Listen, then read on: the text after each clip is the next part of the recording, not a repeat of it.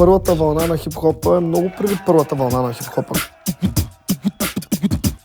Много странен начин реагираха в първия момент, когато срещнахме хората с нещо такова. Какво пеете? Рап ли? Коло, рап имаме ли, бе?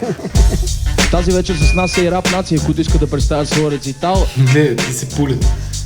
Ама защо са 3 тона? Ма за какво пеете тук? Ма как така? Това е тази музика, вие не пеете, вие говорите, това не е музика. Отидете да си играете деца. Когато направите една хубава естрадна песен, не елате тук, ще я пуснем.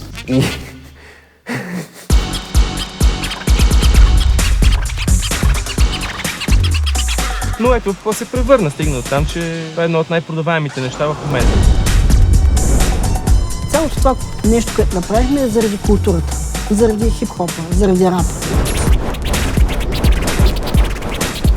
Ако я чувстваш тази музика, не можеш да правиш нещо друго.